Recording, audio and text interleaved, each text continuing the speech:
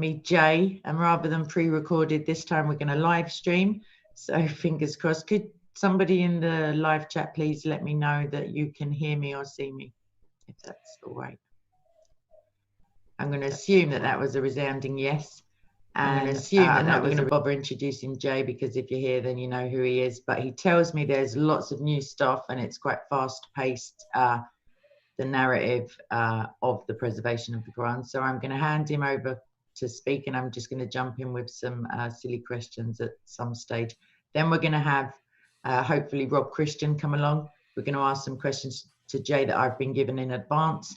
Also, then you've got the opportunity to type question in capital letters with your question, and potentially a call in at the end. So stay tuned and listen to Jay. Jay? Okay, thanks, Kay.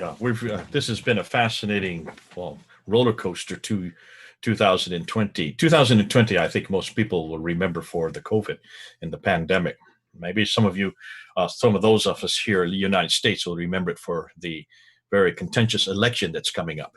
But for those of us working in Islam, and that includes Kay, myself, others who are working in Islam, we're going to remember 2020 completely different. This is the year that everything seems to have just blown open. And a lot of that is possibly because of the pandemic, because many of us have had to stay home. Many of us, because we're home, we're doing a lot more research. Because we're doing a lot more research, then we're getting a lot more requests to do live streams like this. And also Zoom webinars and many other teaching that I've been doing. I've been more busy now than I've ever been in any of my last 40 years of ministry. But as we've been delving into the historical critique, and that's what we're talking about, looking at Islam historically, we've always known that the traditions from the 9th and 10th century have been wrong. We've always assumed that because they're written so late, 9th and 10th century, for what was happening in the 7th century. And because they were written so late, 200 to 300 years too late, and hundreds of miles away, people like al-Bukhari, Bukhara. Where's Bukhara? Well, that's in Uzbekistan.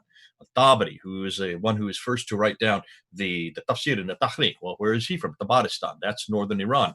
So those are hundreds of miles away, hundreds of years later, nothing to do with Mecca and Medina. They never lived in Mecca and Medina. They never were in Mecca and Medina. They did the work in Baghdad, of all places, which is way up north again. And everything we're finding now, everything with this coming down the pike, everything that we're looking at from the 7th and 8th century, notice 7th and 8th century, not 9th and 10th century, everything from the 7th and 8th century comes from much further north, much, much further north, hundreds of miles north. We can't find anything from Mecca and Medina. We can't find anything from that area known as the Hijaz. The Hijaz or Hejaz, that's that central part of Arabia where Muhammad was born. Mecca, supposedly, according to traditions, he was born there. He lived there till 622 when he moved up to Medina and took about 80 followers with him. That would be great. And that history has always been there when we've always looked at it. And that's the only narrative we have. And yet now we're going back to the 7th and 8th century and saying, where is this city called Mecca? Can't find it. Where is this man called Muhammad? Can't find him. Where are these Jews living in Medina? Can't find them. No Jews anywhere in Medina at all. Not that early and not that far south. So this is what's been fascinating. We didn't really know what we were getting into. I remember first hearing about this back in 1995 when I was studying under Dr. Gerald Hotting at the University of London at SOAS, School of Orient and African Studies. And I remember him saying that there are some real problems with the emergence of Islam, with the beginning of Islam historically, and he's a historian. And I remember taking his class there in 1994. So we're talking 26 years ago. So this is something I've known about. Kay, how old are you? It is very impolite to ask, but you can assume that I was for sure alive in 1994 and I was probably paying taxes. Yeah. Okay, so you were still alive, but some of those people, oh my goodness, I thought you were a lot younger. You look a lot better than your age. All right, well, sorry, I am, but in this case, it does you a favor. You look great for however old you are. But for many of those who are listening, were not even alive in 1994 when I was getting this material and hearing it and seeing Muslim after Muslim leave the class, slamming the door, angry by what they were hearing. And they were angry for a very good reason, because nobody had ever shown them or had ever introduced to them this new historical material. And it's not the very difficult material. It's basically looking at buildings, looking at manuscripts, looking at documents, looking at coins, looking at inscriptions, because these things still exist from the 7th century. But this year, 2020, whereas when it all really started coming together. And I remember I was in London. Remember last year, about a year ago, I was there in London. I came to London. I was coming back from another country, and I stopped in to see Hatun and you guys, and we went down to Speaker's Corner. I got up on the ladder, and Hatun says, "Hey, let's go to the British Museum. I think there's some material that you'd like to see." So we went to the British Museum, and she showed me some coins on display in a new gallery that had just been constructed on Islam. And there was one coin that I looked at that had the shahada on it, La ilaha illallah Muhammadur Rasulullah, but it had it attributed to Muawiyah, the first of the caliphs for the Umayyad Caliphate, and he came to power in 661. And I said, no. You can't have the shahada. You can't have any reference to Muhammad that early. That's 30 years too early. I'm sure they got that wrong. So I remember coming back to the United States, and I started looking in numismatic journals, and I started looking up, and I started finding suddenly a whole treasure trove of coins. The great thing about coins, Kate, is that coins don't disintegrate. They don't deteriorate. They're pristine. They're as good today as the day they were minted. And you just need to look at them. You just need to look at the faces on the coin. And there is the coin of Muawiyah. And there's no La ilaha illallah Muhammad Rasulullah on any of his coins. Now, he was the first of the great caliphates, what we have always thought was Islamic. We've always known the Umayyads as the Islamic Caliphate. He was one that destroyed the Caliph Ali, the adopted brother, son of Muhammad. So we've been told by the traditions, right? What's the tradition tell us? But fascinating enough, as I started looking at these coins and I started making video after video after video, putting them up on Fander Films, I started getting all these emails coming in from numismatists. Now, numismatists on numismatics is the study of coins. So these were experts in coins who had these coins themselves. They already knew about these coins. They had already been studying these coins. A few of them even had them in their collection. And they said, we have always been curious about these early Islamic coins, because when we look at them, there's nothing Islamic about them. There's nothing Islamic on any of these coins. And yet these are coins from 620, from 630, from 640, from 650, up until 661 when Muawiyah comes into power. And he is a big caliph. And so he mints his own coins with his name on it. And he has a picture of Khosrau on the back. And he has two different sets of coins. You have over here in the West, which is up in Syria. This is Syria, where he was headquartered. Those coins are either gold soliduses or they're copper coins.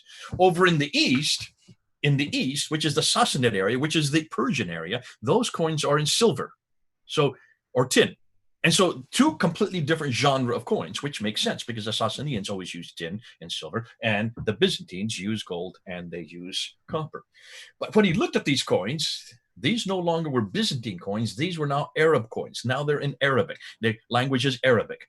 And the Arabic does, and one of the things about coins, what you always do whenever you come to power as a leader or as a caliph or as a king, the first thing you do is you mint new coins. Why? Because you're now the man on the block. You're the one that wants to introduce yourself. You don't have radio. You don't have television. You don't have newspapers. What do you have? You have coins. Why? Because everybody touches coins.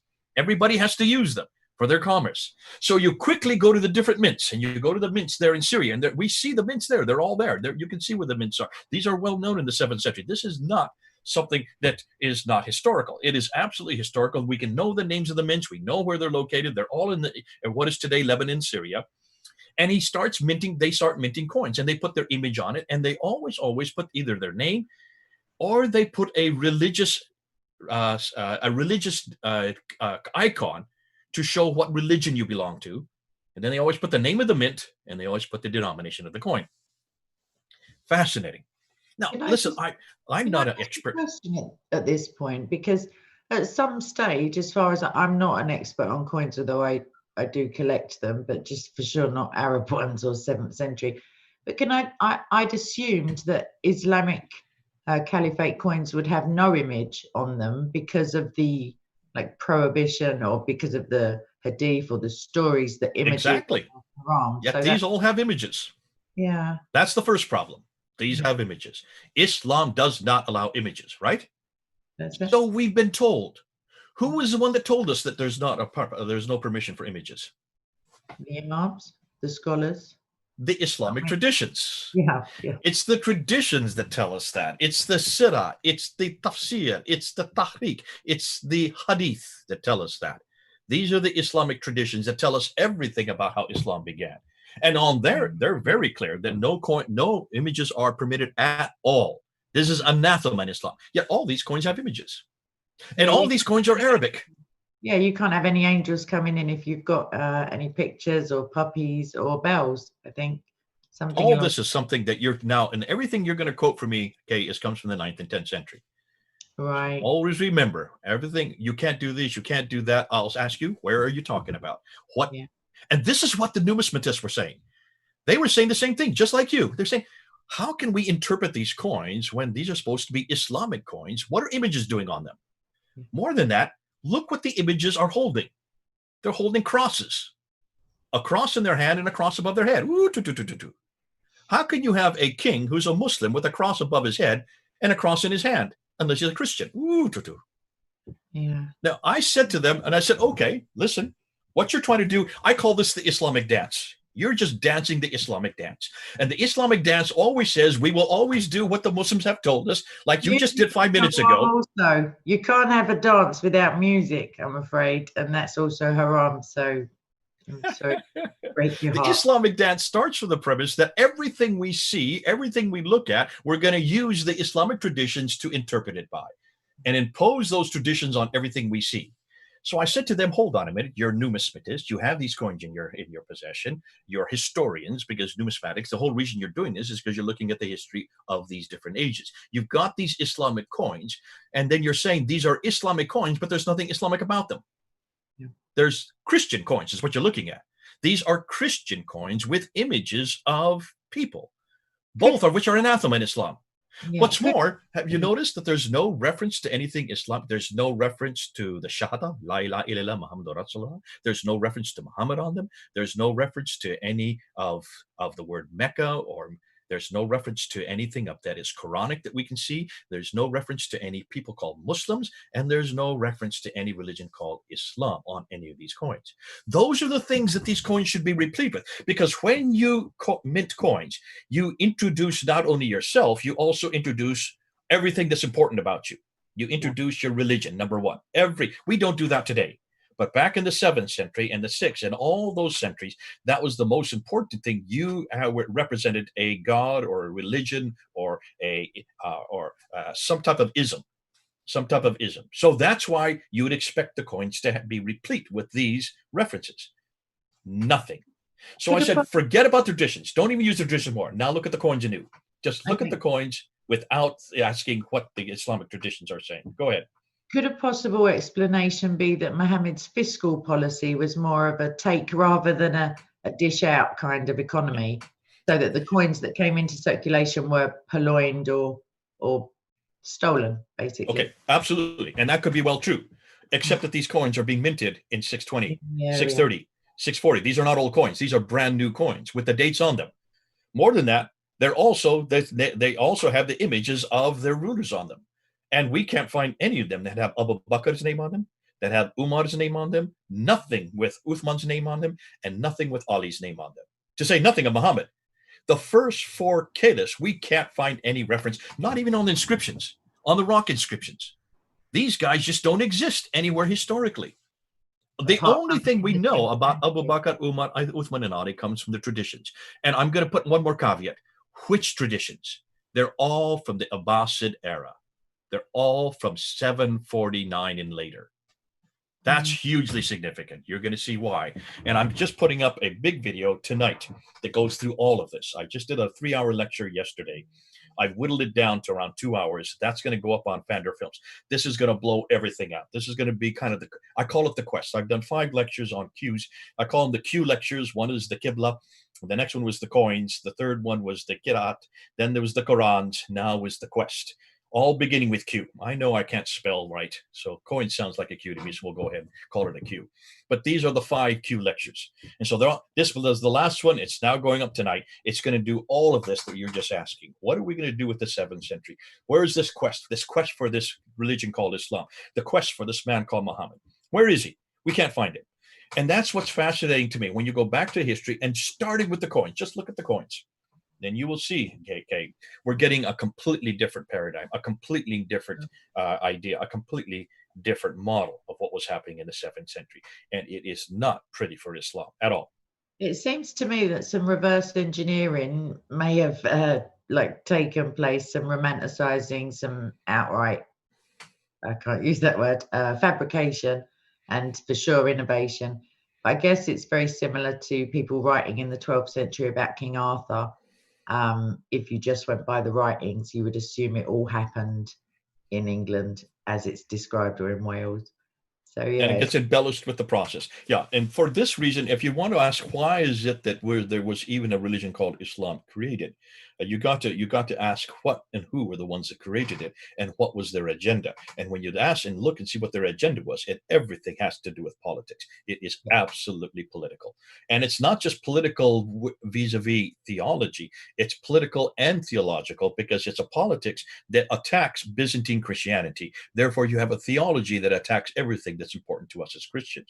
And that's why almost when the man who finally does introduce the Islamic coins, the first to do so of the Malik in 692, when he introduces the Shahada, there in 691, in 692, when he builds the Dome of the Rock, there in 691, 692, and when he also introduces the Caliphal protocols, in all three of those different genres, building, coin, and parchment, in every case, the Shahada is introduced, but then look and see what else is introduced. All these references that are attacking Jesus, his divinity, the Trinity, his sonship, and his begettedness. Those 5 areas of his attack. They're all there on the Dome of the Rock. They're also there on the coins, and they're also there on the protocols. Fascinating. So what's going on here? This is the first rejection of everything that has to do with our Lord and Savior. Why? Because it's Byzantine Christianity is the major superpower. There were no Sassanids anymore. The Persians were no longer an entity. They had already been destroyed. The only other power that existed was the Byzantine Christianity. That's why they that's why he built the Dome of the Rock in Jerusalem. Why didn't he build it in Damascus, where he lived?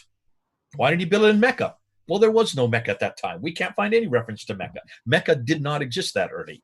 The city itself did not exist. There may have been a hamlet there, but there was no place called Mecca. It was not given a name, and there certainly was no sanctuary there, and there was no Kaaba there that early in 692.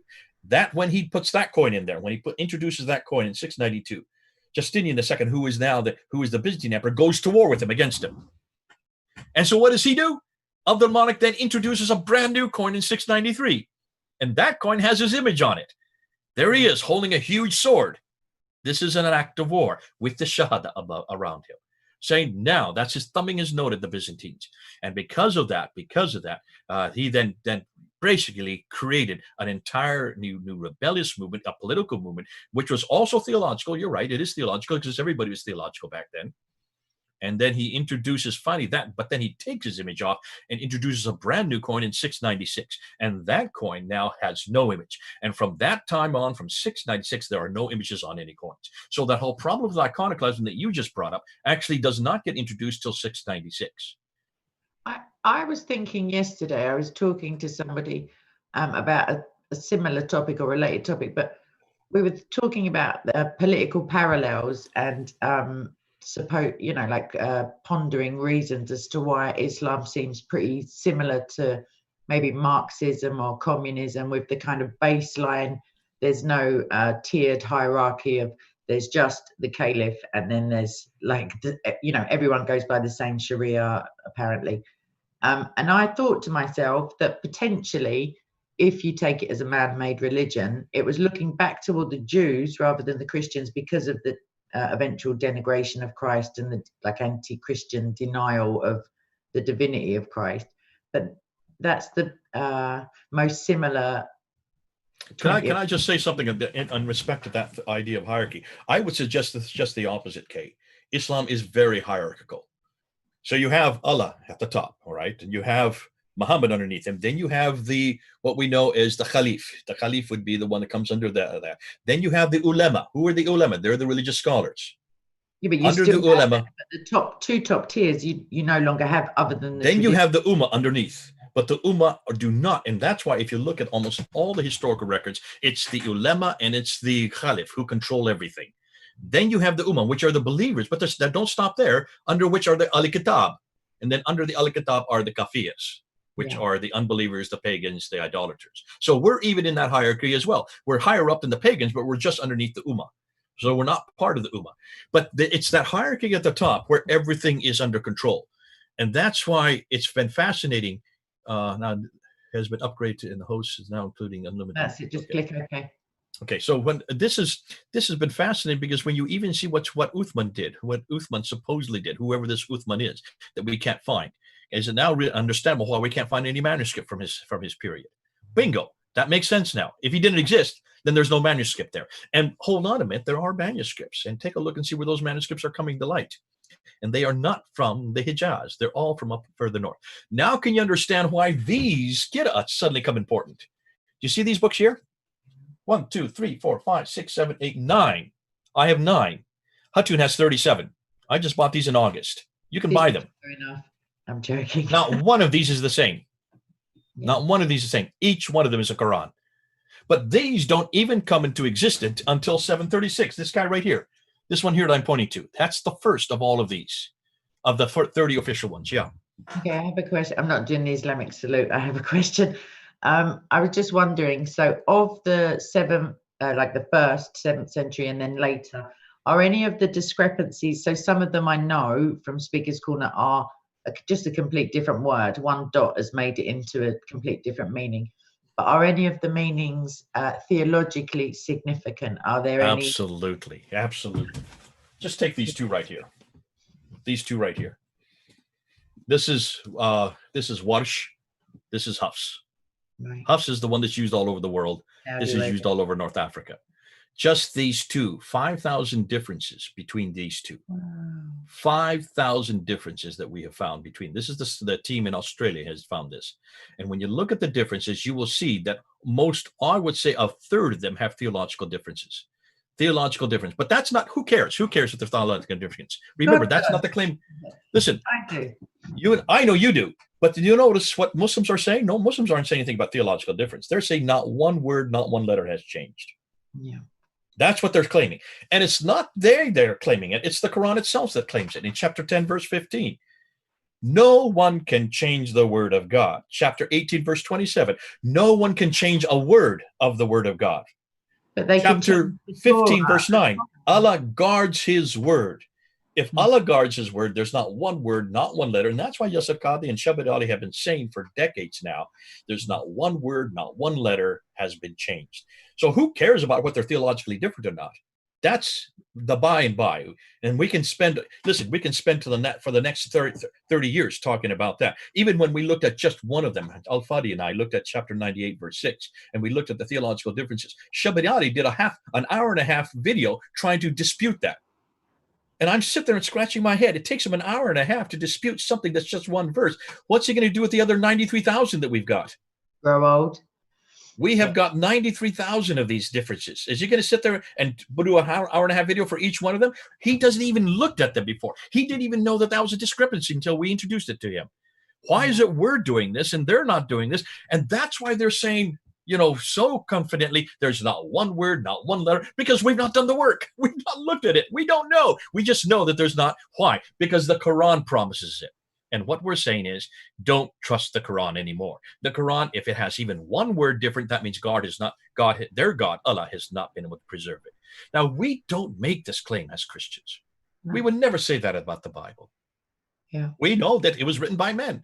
We know that there'll be all kinds of differences in different manuscripts. That's why we have 24,000 manuscripts to look at, because we know that it's quite easy that men could manipulate it or decrete it or delete it or corrupt it. And that's why we want to get as many manuscripts. We have 10,000 Latin Vulgates. We have 5,800 Greek manuscripts, and we have another 9,000 in 11 different languages. That's why we're able to amalgamate them together, put them together. And that's why people like Bruce Spencer can say, 99.9% of the Bible, we pretty well know what the verses are. We know exactly what the words are. So we would make sure that we would never make the claim that the Quran makes, and we would never make the claim that Yusuf Qadi makes or any of the others. And case in point is that we don't have this problem then. As a result, we don't have this problem. This is just 8 or 9 of 30 official ones of looks like as many as 700 that existed between the 8th and 10th century. 700 of these different Qurans that existed, according to Dr. Shadi Nasser out of Harvard University. Okay, that leads me to a question that somebody gave me to ask pretty nicely. So if Shabir doesn't have time, unfortunately, to go through 93,000 differences at 90 minutes apiece, and if Mohammed Hijab said to me 3 weeks ago, no, it doesn't matter what Yasser Qadhi says, etc., what are the holes in the narrative? Because if these discrepancies hadn't been noted within Islamic academia prior to your and Tattoon and everybody else's research, what is it that gave Qadhi the crisis of conscience, not faith, but what is it he can't reconcile?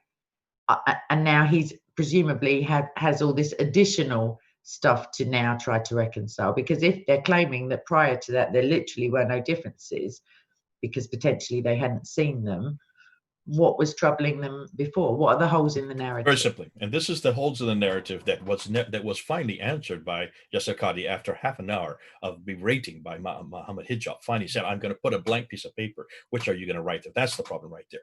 What are you going to write on that blank piece of paper? Remember, every Muslim since they're knee-high to a grasshopper has always known that there is one Quran. Yeah. One Quran. And that Quran has never changed in 1400 years. It can't, because if it's one Quran, this is the eternal Quran. How can puny humans even change one word of it? If even one word is changed, it takes away the whole authority for an eternal Quran. Yeah. It's the eternality that is the problem here. Yeah, because the eternality. Yeah. If since it's eternal, it no longer is open to human change, human manipulation.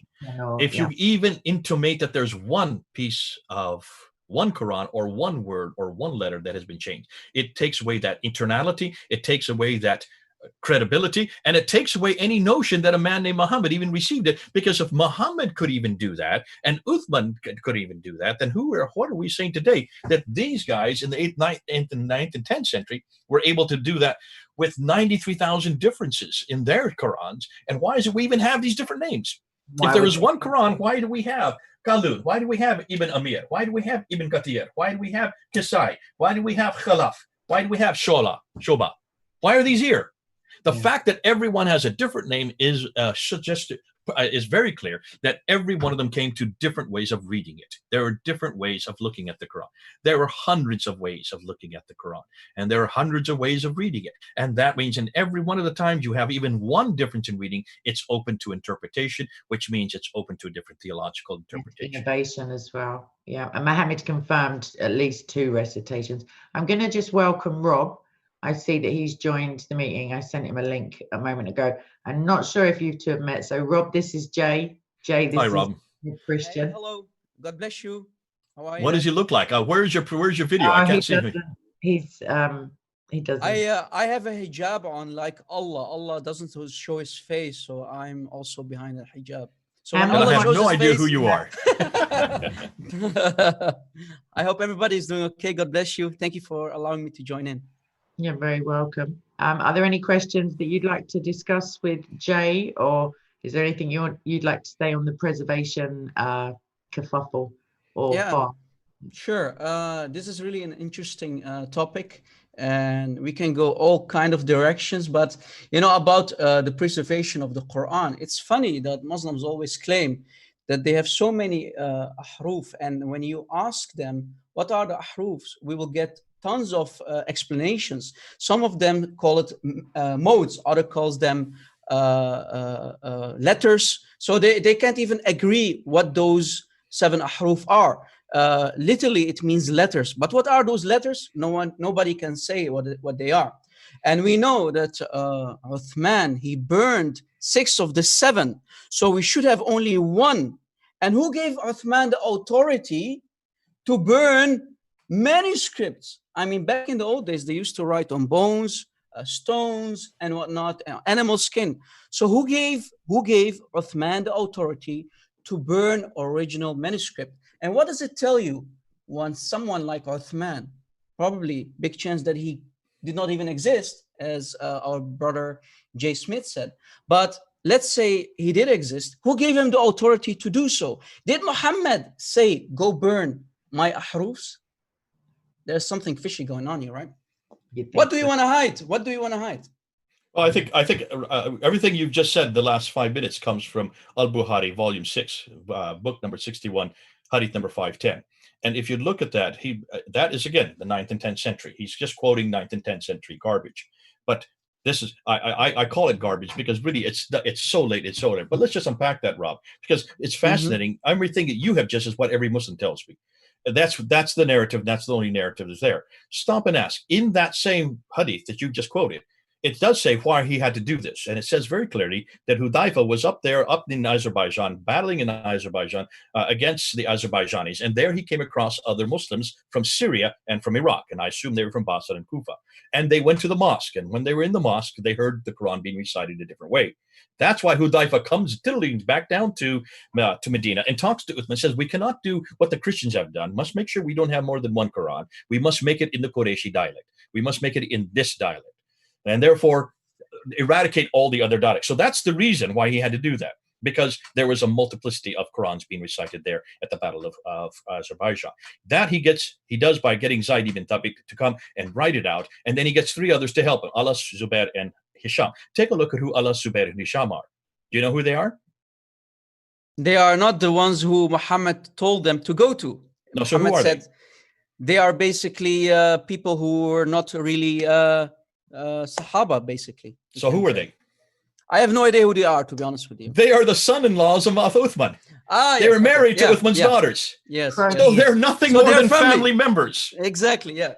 They have no authority. Correct. They are no scholarship. They are only one. There's only one reason why they were chosen, because they were in the family of Uthman. Uthman chose them so that he could control it, and so therefore he would have control over the finished product. Now stop and think. That finished product then was sent to 5 cities. It was sent to Yathrib, it was sent to Mecca, it was sent to Basra, it was sent to Kufa, and it was sent way up to Damascus. So those are the 5 cities. And with every one of those copies of this Quran that was then produced by Zayd ibn Thabit, there was a reader that went with each one of them. Why did the readers go? To make sure that only that Qurayshi Quran would be the sole Quran. That's the only Quran that would exist, right?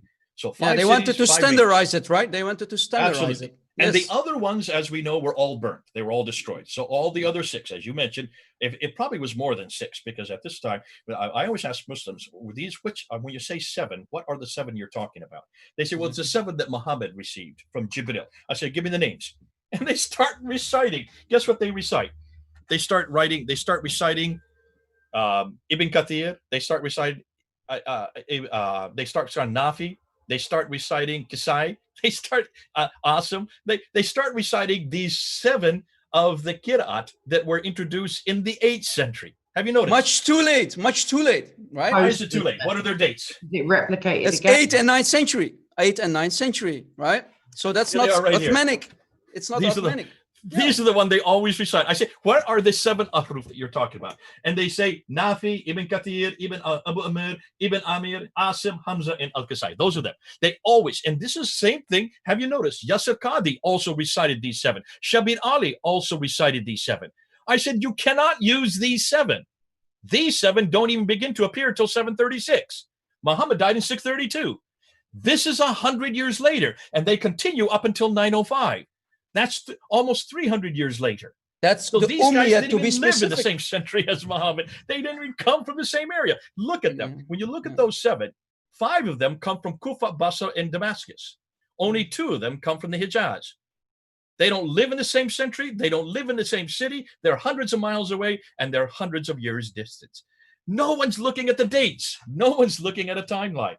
And I said, you guys are so confused. You're so confused because you haven't done the study we're doing. We're the ones who are putting it on a timeline. We're the ones that are looking at the names. We're the ones that are dating them. And we're also placing them on a map. And until you do that, stop confusing the world, saying that these are the 7 that Muhammad received, or these are the 7 that Muhammad knew. Because 5 of those 7 come not from where Muhammad lived. They come from those other cities where Uthman burned and destroyed them because they were corrupted. So how could Muhammad have even known of these dialects, since he never was in those areas? He never learned those languages. He would have never known those dialects. He would never even know what they were. How could he therefore then repeat them and recite them in the 7 different languages when they don't even come into existence as far as in the Islamic world until the 8th century? Because those cities were not under Islamic control. They were not under Islamic control while Muhammad was living. The thing also, They only get under Islamic control or Arab control until 638 to 650. That is 20 to 30 years after Muhammad died, 15 to 20 years after Muhammad died. So you can see this makes no sense historically. This makes no sense when you put it on a timeline. This makes no sense theologically, and it makes no sense absolutely because when you talk about, as you just said, Rob, they don't even know how to identify. They don't even know how to define it. You talk to every Muslim, you get every Muslim's different opinion. But when you talk to Yasir Qadhi, he says very clearly that the Ahruf are these original 7, and the Qira'at are the ones that come in the 8th, 9th, and 10th century. When he doesn't realize those original 7 are the same, the ones that he quotes from the 8th century. And that's the only thing they've got. But here's even more damaging, Rob. Listen to this. Those 7 that were chosen, okay, these 7 that I'm just talking about here.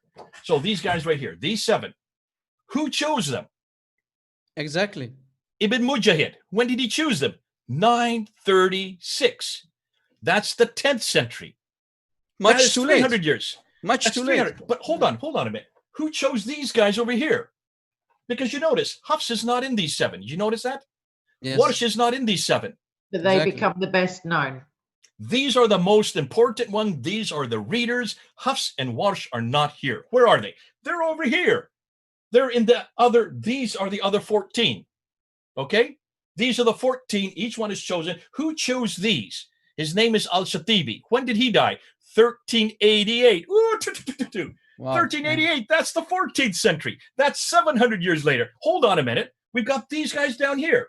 We've got another 3 readers and another 6 transmitters, which makes 9. Who chose these guys?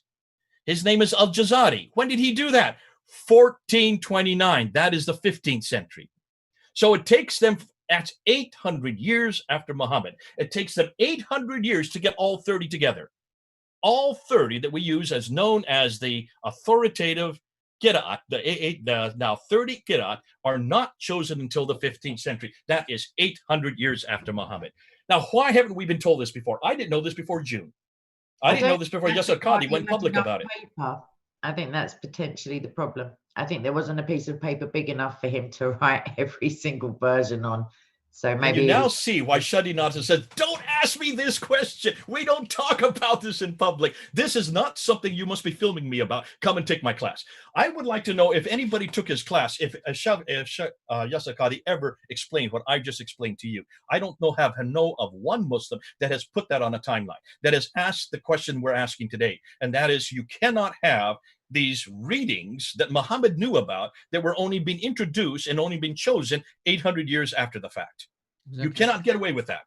No. And you've got to be honest, Muslims, and stop lying to us, because this lie has gone on and on and on. No wonder Muhammad Jahijab had to ask him that question. And that's why it took him half an hour when he finally put his hand out there and he said for the second time, okay, what are you going to write? Are you going to write Qalun? Is it going to be Hafs? Is it going to be what? Is it going to be Ibn Kathir? Whose Quran is going to be on this? And what was Yasir Qadhi's final response? I think he's 25 minutes? Correct. They're all the Quran, all of them. All 30 of them are the Quran. All 30 are now the Quran. Now remember, that means you take a little bit of this, you take a little bit of that, you mix it around, and you finally get the Quran. That's the Quran he was saying. He had no idea that we have been studying these 30 Qurans, and we have found 93,000 differences just between 23 of them. We're not even finished yet. Just with 23 of them, we found 93,000 differences. Just between Warsh right here, Warsh over here, and Hafs over here. These two right here, the two most popular today. There are 5,000 differences just between those two. And I've got them right here. Here are the two they are. There's Warsh, there's Hafs. Hafs over here, Warsh here. 5,000 differences. So how can he say that both are the Quran? How can he say that both of these exist in heaven? How can he say that both of these came down to Muhammad? Remember, Warsh did not even write this down until the 8th century, late 8th century, early 9th century. This was not even in existence until the 9th century. So how could Muhammad have known about it? Ooh, I love that. And that's why this is all proving to be a lie. No wonder this is a crisis of faith for him at Yale University back 25 years ago. No wonder. And when he was asked by Muhammad, was this a crisis of faith? He said, no. This is a crisis of knowledge. But I'm absolutely sure that Tawatur, I'm absolutely sure that the Quran is preserved. I'm absolutely sure that there has been no changes. It is completely preserved. He went into this mantra. Just went into this memorized mantra. This is what all Muslims do. And that's exactly what Muhammad Hijab is doing with you at Speaker's Corner. This is the mantra. This is the Islamic dance again. It's another one of those dances. They just dance it and they dance it. And they don't want you to disturb it. And they don't want you to get them off key. And they don't want you to get them off rhythm. Just let's do this dance. This is the dance we've been taught since we were the AI to a grass. Please don't destroy that dance is what they're saying. Because they have to have that dance. Because if you ever stop that dance, if you ever stop that rhythm, if you ever stopped that the little song they do, if you ever stop that, everything comes crashing down. Everything comes crashing down, and it's starting to crash down. No wonder they had to delete that interview. They both had to delete their interviews. You can if you delete something, that's an admission right there that you cannot answer this question. And that's why he said, do not ask me this question in public. This is not something we bring out in public. We have a respect for the Quran, and we have a red line beyond which we don't go. We don't go beyond that red line. Well, folks, now you're in America, now you're in Britain. There are no lines here. We don't have any lines in Christianity. We do not have any lines anywhere in Christianity. You can ask the Bible any question you want. There are no restrictions. Yes, we have a respect for the Bible, but that's the reason why we have a respect for the Bible is because it has been asked of every question. Yes. It has gone through every one of the historical critiques. It was really historical criticism, redacted criticism, source criticism were really birthed on the Bible. And because of the Bible has gone through every one of those criticisms and has answered every one of them, we can sit back and say, folks, ask it any question you want. We will not put any fatwa on your head. We will not sit there and try to censor you. We will not try to delete you off the internet. We will not try to any ways to send thousands of people to try to shut you down out of Speaker's Corner. We will not threaten you. We will not do a thing for you. In fact, we will encourage you to ask the question because our Bible can take that and our Lord Jesus Christ can take it. Amen. Amen. And the funny thing is, you said a very important thing, Brother Jay. The thing is, it took them 700 years, and that's really important. What I found really damaging is still after 700 years, they did not fix the many grammatical and spelling mistakes in the Quran. Even the word Quran, just go to the Hafs Quran, the Hafs version. Allah, we know it's not Allah, there's nothing called Allah, but Allah cannot decide to write the name of his book correctly. In many ayahs, like if I'm not mistaken, 168 ayahs of the Hafs Quran, the Quran is written like this, Quran. And the rest of the ayahs, it's written like Quran. So we should ask Allah to fix his Hafs Quran. Is it Quran? Please decide. Is it Quran or Quran? And there was actually an interesting article from a Saudi journalist a couple months ago. He asked the Saudi government, please, for the love of God, fix the at least 2,500 mistakes in the Quran. We see, for example, another example, the word skies. Sometimes they write it as sumut, and sometimes they write it with two alifs, samawat. So is it samawat or sumut? And there are many. Rob, let me ask you this. Mistakes. Rob, let me jump in real quickly and ask you, why is it they didn't do what you're doing? Why is it they didn't correct the grammar? Because no one dares to do that. And they, let me ask you, back you up. I'm going to keep backing you up on this, Rob. There is, I want to show you can see where I'm getting at. Yeah. One step back. So how did they choose these different qira'at? What was the criteria? Can you rephrase the question? I don't exactly How did they choose? How did they choose Ibn Amir? How did they choose Ibn Khalaf? How did they choose them? I don't know what you mean. Sorry. Are you familiar with Dr. Shadi Nasser and from Harvard University? Yes. Have you read his book from 2012? No. Okay, you need to read it because he shows you. He's the first one that's actually blown this all open. And he's coming out with a book next week. Next week. It's the next book that goes and he's going to destroy Ibn Mujahid. That's all coming out next week. So get your book. Now, what he says, and this is what's interesting, Rob, you're asking why didn't they look and change the grammar? Did you notice that in every case, when every one of these was chosen, including this guy right here, Hafs, when this was chosen, they never opened one page to look at what was written inside. Did you notice that? Yeah. They didn't even look at one page. So why did they choose Hafs? Why did they choose Wash? Why did they choose Qalun? Shadi Nasser puts it there, and he puts it in graph after graph after graph. The reason they were chosen had nothing to do with what was written inside. The reason they were chosen was how many students they had underneath them. It had to do with a popularity contest. Yes. It And had there's to be only the number, what they call yeah. the isnad, the strands of Yes. studentship. This Yeah. and in some cases, like Waters, this one here had nothing to do with the strands, because he had not near as many strands as two others who were from the same who were from Medina, and he was not even from Medina. He was from Cairo, and that's why he was chosen, because he lived in Cairo. It had nothing to do with what was written inside. It had nothing to do with the grammar. It had nothing to do with whether this corresponded with Nafi, who he was in the stable with. In fact, there was nothing at all that did a comparison between the two. Now, how do you do textual criticism? How do we do that with the Bible? Whenever you do a textual critical analysis of the Bible or any other ancient piece of literature, whenever a new manuscript comes into light, whenever a new manuscript is uncovered and brought to the public sphere, the first thing you do is you take it and you compare it word for word, letter for letter, with the original manuscript. You always go to the original one, and if there are any differences between the two, you throw it out, because it's a corruption. It is nothing more than a perversion of that. That's what that is called textual criticism. That was not done once with any of these, and it's still not been done today. Original, because so can you then understand when we come to them and say there are 93,000 differences? They never heard that before. They had no idea. Not one Muslim listen, this has been going on for 1,000 years. These books they're all from the 8th, 9th, and 10th century. That's 1,000 years, folks. And in 1,000 years, nobody did a textual critical analysis of any of these, including this guy here. So why was this guy chosen? This is the Hafs. This is the official one today. Because of one guy, right? One guy in Al-Azhar. His name is Muhammad Ibn al-Husayni al-Haddad. He was from Cairo University. He was there, and Al-Azhar. What was his criteria for choosing this?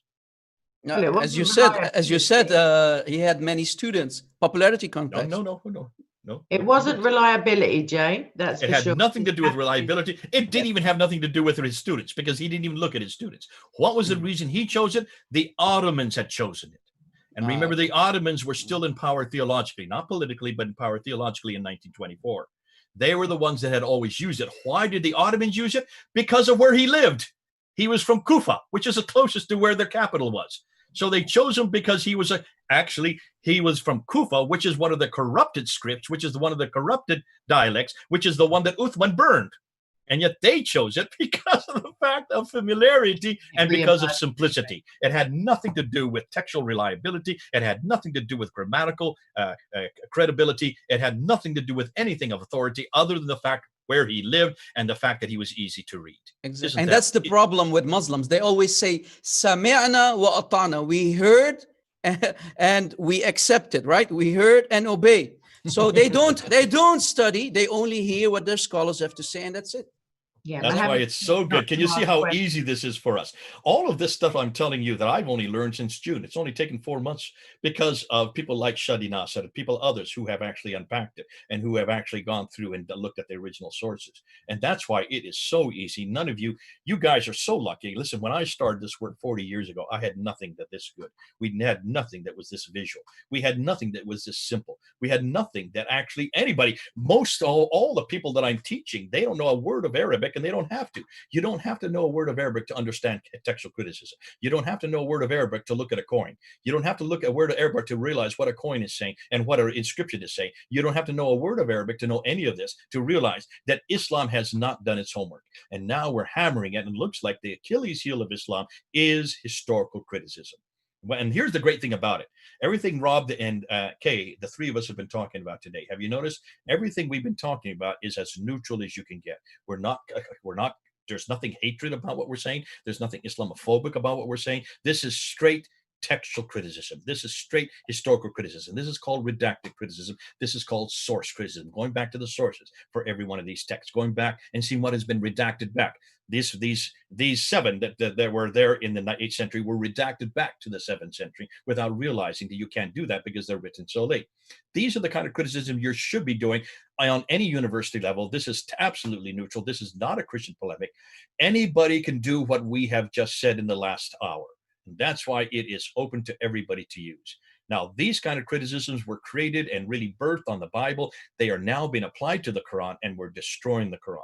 And people like you, Rob, who understand Arabic, and people like Al-Fadi who understand Arabic, you can actually read the original text and go back and see where these grammatical mistakes are. And that's why we need you guys to keep plugging away and showing us where these grammatical mistakes are. And how is it, if these are really from God, if these are really eternal from heaven, how can God make these kind of mistakes?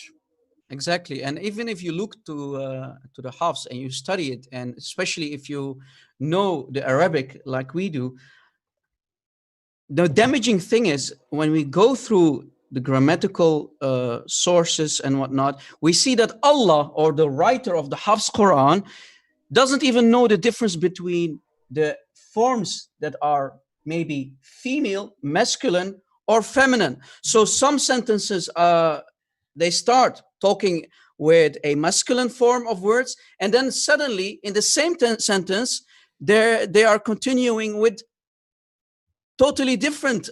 So you start with masculine and then you continue with feminine, and also the other way around. So also the sentences, the ayahs in the Quran don't add up, because in Arabic language, especially in the Semitic language, there are words that are feminine or masculine. So the writer of the Quran, the one who wrote the Hafs Quran, doesn't even know difference between feminine and masculine. And those are only a couple of things that we can talk about. We didn't even discuss the historical disasters in the Hafs Quran, stuff like, or examples like Haman, who lived actually in Persia, not in Egypt, because if we go to the Quran, we see that the Pharaoh is commanding Haman to build him a tower. But wait a second, Haman lived in Persia. He had nothing to do with Egypt, or let alone with Pharaoh. So, and these are a couple of things that should allow any Muslim to think. God gave you brains, use them, and you will see when you are doing your homework, you will not stay a single second in this man-made cult. The thing is, if the Quran itself says if you find one contradiction, I mean, that's a pretty impossible standard. That's, I mean, for something that is the truth, even, which I believe the Bible to be, even if somebody incorrectly, with all innocence, transcribes it incorrectly, there may come a not in a logical sense a contradiction, but there may be error. But that doesn't then presuppose that the entirety of the truth becomes less true or, untrue. Whereas the Quran claims that it has the truth and is incorruptible in the first place. So that disproves its own statement, therefore introducing error and thereby rendering the whole thing pretty useless, unfortunately. Yeah, and I wanted to give an example since we started to talk about the grammatical mistakes and the spelling mistakes. If we go, for example, to chapter 16, Surah An-Nahl, and I know that Brother Jay knows all about this chapter, especially when it's talking about the bees and the scientific disasters. But let us stick with the differences between the feminine and the masculine forms of words. In chapter 16, ayah 66, the ayah is talking about al-an'ami, the cattle, and suddenly, because this is a feminine word, suddenly, if we continue reading, it's talking about butunihi. So how can a sentence start with a feminine word and suddenly end with a masculine form of word? So al-an'ami, the cattle, is a feminine word, and butunihi is a masculine word. According to Arabic grammar rules, that should not be possible. And if we go to chapter if we go to chapter 23, ayah 21, chapter 23, ayah 21, we see actually the same sentence, the same ayah basically, but here Allah is correcting himself using feminine and feminine word. Suddenly we see that Allah needs to correct his mistakes. In chapter 16, ayah 66, he does not know the difference between feminine and masculine. Suddenly Allah needs to change in chapter 23, ayah 21. He needs to change his mistake, fix his mistake, and say butunihi, butuniha versus butunihi. So clearly the one who wrote the Hafs Quran did not know much about grammatical rules. Here's one for you, Rob. Let's see. This is a good one you're going to love. I don't know if have you read Al-Jalad in 2017, or have you read this book here? the Quran and its Biblical Reflexes by Mark Dury, Dr. Mark Dury from 2018. If you don't get this book, you need to get it. This is what he has found. Both Jalad, who has done his doctoral thesis on this material, has looked at the Arabic in the Quran. And in the Quran, you'll notice that it has a ta marbuta, which is the at sound at the end of the letter of the word. And you have the alif maksura, which would be the ah sound, like the S shape at the end of the word. And then you have the alif, which is the as, the alif, the D word, the definite article, which is all right through the Quran. Those three do not exist in any Arabic from the central part of Arabia in the 7th century. Are you aware of that? The alif, Yes. the ta marbuta, the alif maksura do not exist in any Arabic from Central Arabia. Guess where they come from? Persian. No, they're not Persian. They're not Persian. They're not Persian. They're actually Syrian? Nabatean Aramaic. Aramaic. This is from Nabatean Aramaic. This is Aramaic from the Nabatean, from what is today Jordan, where it comes from Petra. And this Arabic that is in the Quran is only found on inscriptions, in rock inscriptions, in the Petran area, which is 600 miles further north. So that's really damaging. Yeah, not only that, it gets even worse than that. It gets even worse than that. Guess what else they have found? So the inscriptions that are there in Mecca and Medina and the Hijaz, what kind of Arabic do they use down there? This is where Muhammad lived in the 7th century. No. Sabaic Arabic, which comes from the Yemen. The Sabaic Arabic, here's one of the ironies. The Sabaic Arabic does not have the ta marbuta.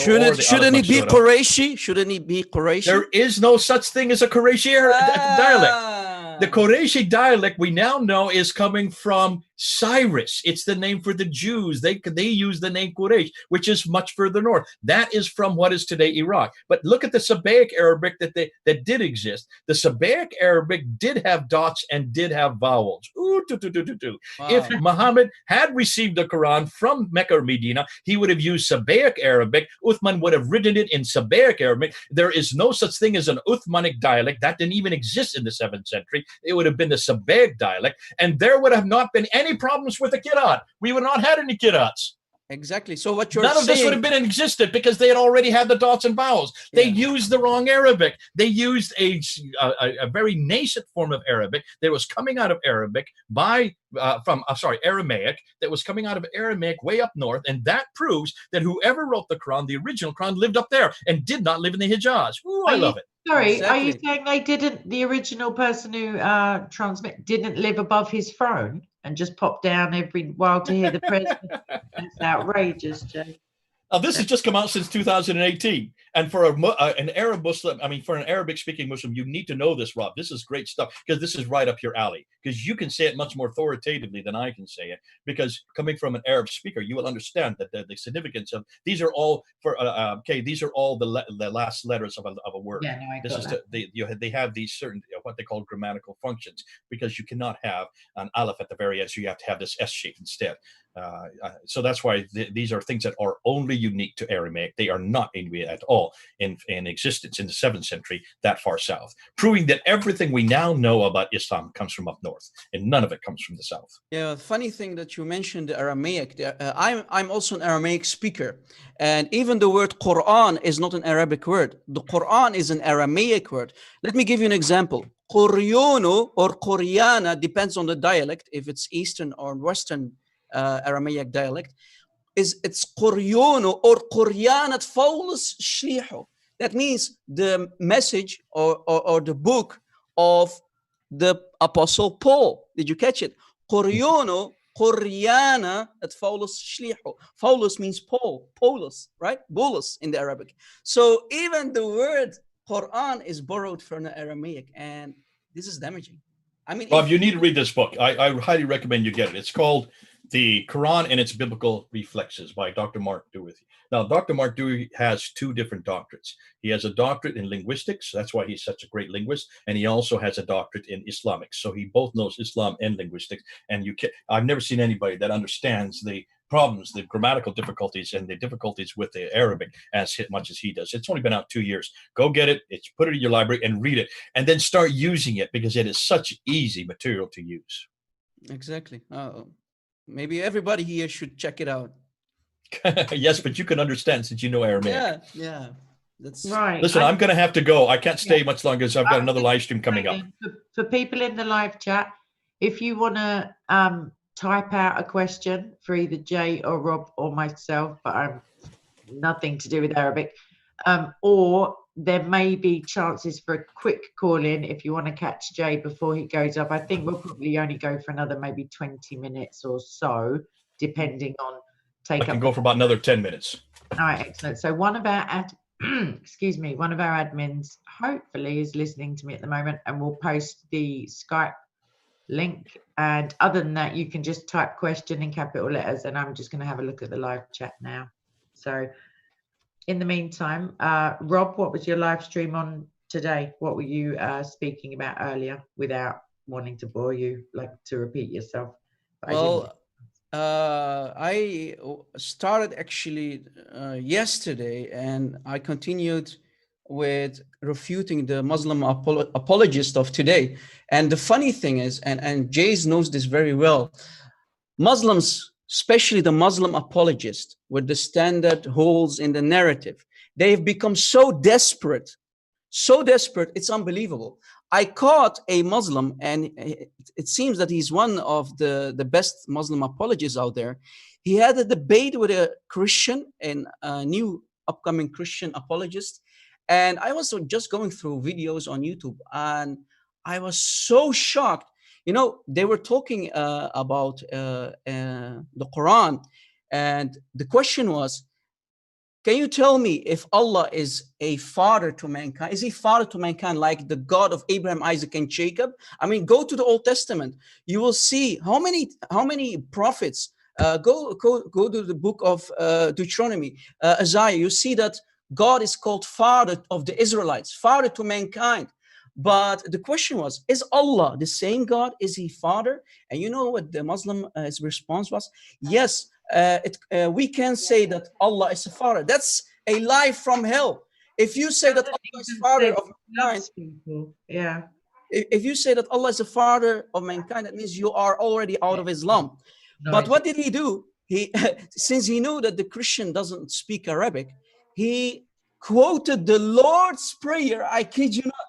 He quoted the Lord's Prayer that Jesus gave to us in the New Testament, and he said, this is a hadith from the mouth of Muhammad. But wait, I, as an Arabic speaker, when I see something like that, I will catch you and I will refute you. So he used the Lord's Prayer. He was quoting the Lord's Prayer in the Arabic, and the first sentence starts like this: Abana alladhi fis samawat, our Father who art in heaven. And he said, this is a hadith from Muhammad. So do you see how desperate the Muslim apologists are becoming to even go to the Bible, use and borrow and steal even the Lord's Prayer, and call it a hadith from the mouth of Muhammad? I mean, truly, 2020. It's a bit embarrassing because, like, we already had evidence. Lord of mercy. Lord of mercy. 100 years prior to him popping along. And imagine this. They consider this guy to be one of the best. I mean, Jai, brother Jay, what do you think? What do you think about Muslims lately who need to do all kind of mental gymnastic? They need to use our Lord's Prayer to say that it's a hadith, only because they know that Christians who are debating them, they don't know Arabic, so they can play all these kind of games. So what do you want to say to such Muslim? Well, I think there's two things happening. One is called desperation, and the other one's called deceitfulness. The two Ds. And I think this is typical. We're going to see an awful lot more of this. I think because of the fact they're pushed up against the wall, they've never had this kind of criticism before.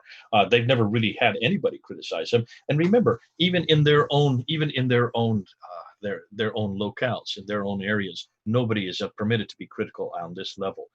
Now that we in the West are not only much more aware of these problems, we're getting a lot more sophisticated in our criticisms. When I started 40 years ago, none of this stuff existed. There was nothing. There was no book written. We had nothing to help us with. We pretty much had to do everything by the seat of our pants. Today, it's getting a lot more sophisticated. And so now we have Arabists, we have Aramaists, we have people who actually understand the language who are coming forward, like you, Raw Christian. So I thank God you're available. People like Al-Fadi and others. And so because of the fact that we are now pushing them against the wall, putting them up against the wall, what is their reaction going to be? Well, as you're going to see, they're going to either be desperate, in this case it is desperate, or they're going to use deceit. And they're using deceit in this case because they see the value of the Lord's Prayer. They see the beauty of the Lord's Prayer. They realize that this Lord's Prayer is not only does it exist long before the Quran, but they don't have anything that's equivalent in the Quran. There's nothing that is that beautiful. There's nothing that is that personal. There's nothing that also shows the kind of God that they want today. And that's why the Lord's Prayer is such a beautiful prayer. They've just applied it to the Hadith, thinking that nobody would be any the wiser. Well, people like you are the wiser, and you can hold them accountable and call them out. So thank you for doing that. God bless you. Appreciate you doing Right. that. Thank you. Boys, It happened only on accident, to be honest with you. I mean, you can do that with a Christian apologist who doesn't know Arabic, but when you have people like Christian Prince or others who know Arabic, and we, for some reason, find that such a debate or a video, those silly mental gymnastics or lies and deception won't work. So this is why it's important for our audience. Please support all the warriors, support the Arabic-speaking Christians. We need to stand united to expose this cult. And I believe this is the very start. And we could not have dreamt in 1,000 years that people like Yasir Qadi and Muhammad Hijab would come online and start the standard narrative. There are holes in the standard narrative. This is the start, and Muslims are getting desperate. It's desperate times for them, and the Islamic boat is sinking. The Islamic nation are suffering from them. Okay, so for the final 10 to 15 minutes, I've got two questions that have been copied and pasted out of the chat to me. So they're to both of you or either of you. So one of them is, how come the damage doesn't seem to be reaching the Muslim community, and why is there no reaction from them other than denial? I added that part, but yeah, why is there no like genuine academic or scholarly response to account now for the, like Rob said, the Saudi Arabian reporter who's still alive, as far as I know, who mentioned all of these spelling errors and scribal errors and the desire for them to be corrected? How come there's no like outcry? Why is there no reaction, it seems? Go ahead, Rob, then I'll go ahead and finish that one. Yeah, but because it's when you are living in an Islamic state, especially in a country like Saudi Arabia, or you go to Egypt, people don't dare. I mean, if the moment you start to criticize the Quran or Muhammad, that means you are putting your life on risk, right? On the front lines, and nobody dares. I mean, if you have a family of children, you're going big chance that you're going to be thrown into jail and at least be beaten. So people don't dare to do it. But the Al-Azhar have been asked many times over, why are you not trying to fix the Quran? And you know what their response is? Do you want us to fix the Quran while others before us did not do so? So no one dares. It's they are scared. They don't want to step up because it's a danger for anyone who is going to criticize Muhammad, or let alone the Quran in a country in the Middle East that has Sharia law implemented. Right, but we let me just say there are people. I think the people who just wrote that in are just not aware of themselves. I get almost 300 emails a day. David Wood gets even more. We're getting hundreds of Muslims that are leaving Islam because of what happened on June 8th. So we are seeing it. It's just not getting into the public sphere.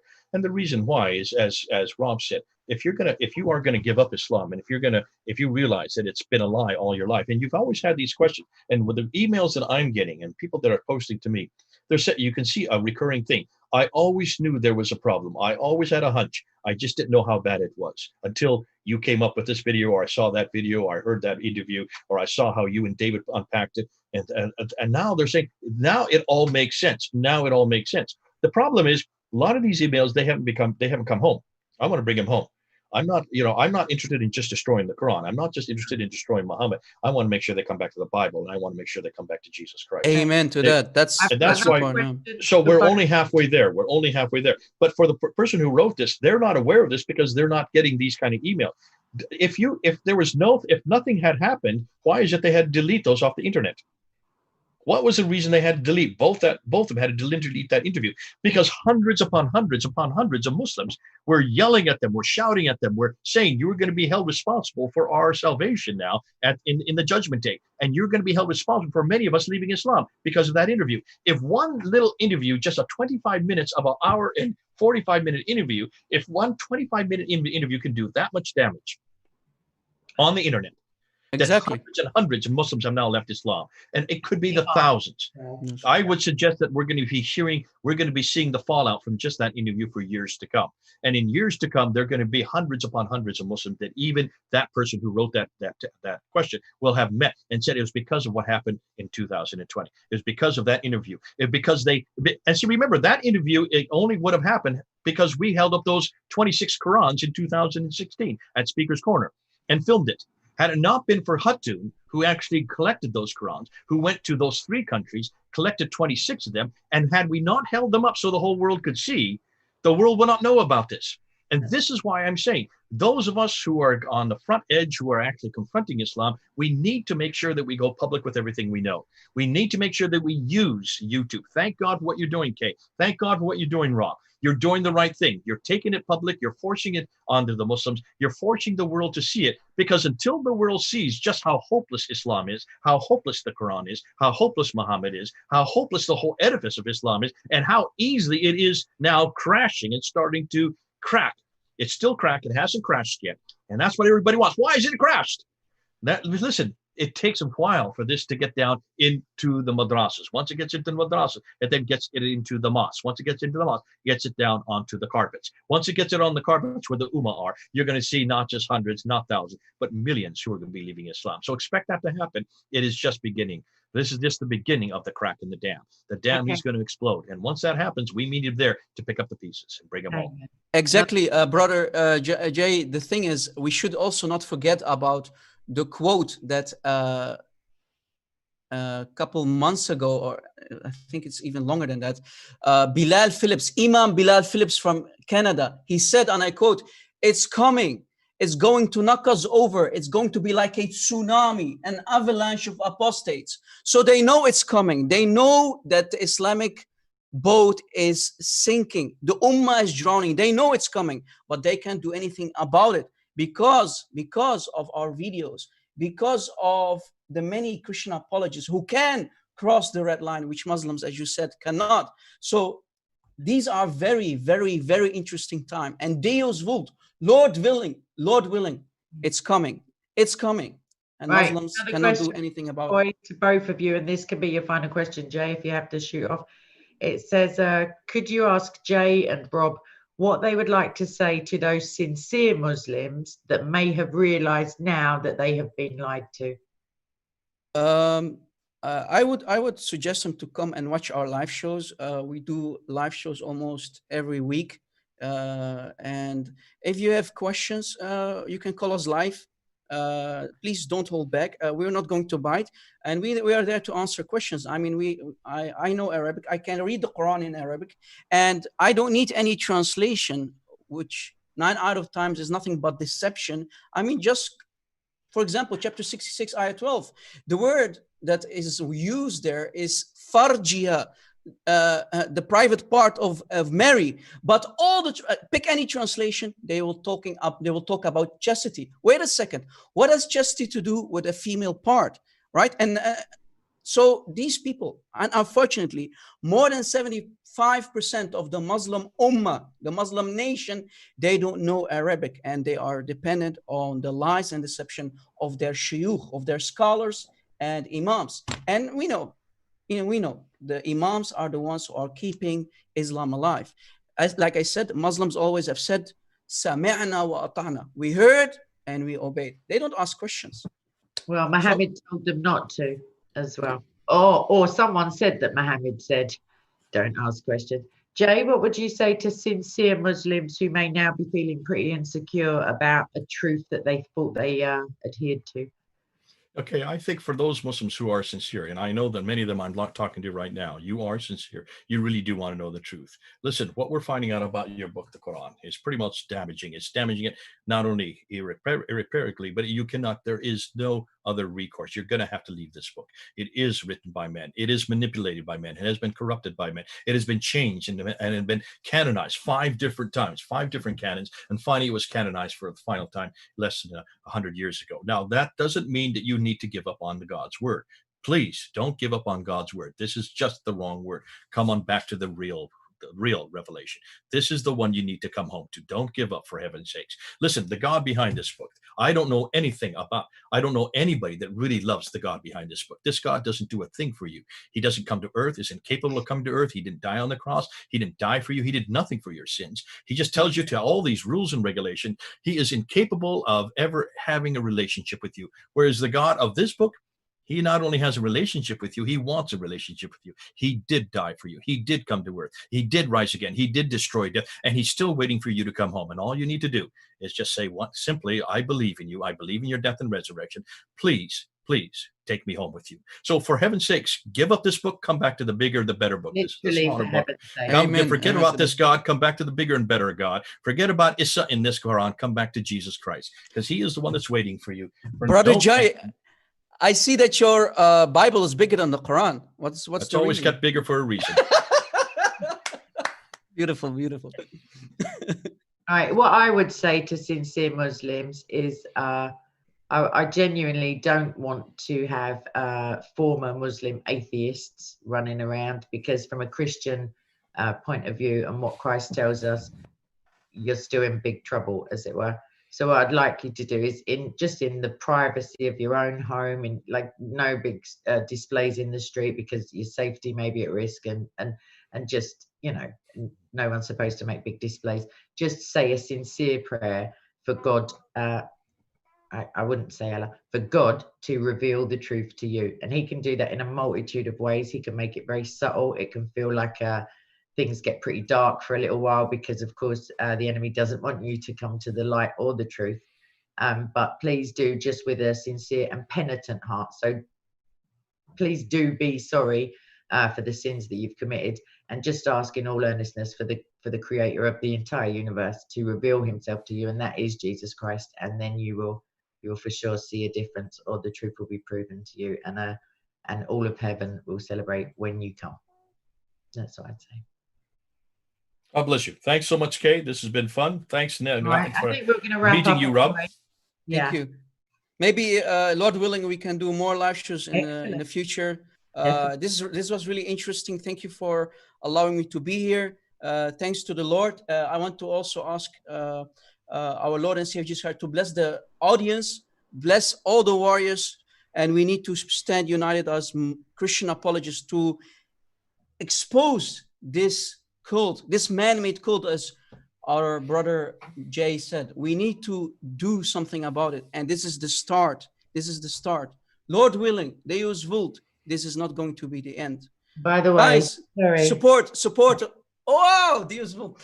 Support the warriors, guys. Support the warriors. We need to do this. God bless everybody. Thank you. I'm going to close by saying, and then I'll leave the final word to Jay. I'm going to close by saying, please do join us on Discord, Psycho Discord. The link will magically appear any moment now in the live chat.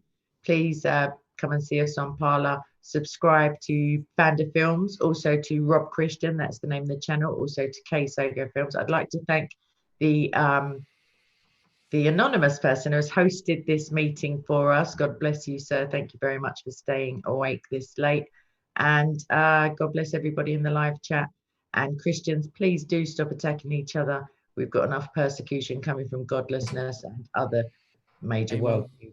So we'll do a live stream on persecution tomorrow. That will be at 7 p.m. UK time, right here in this space on your phone or your computer.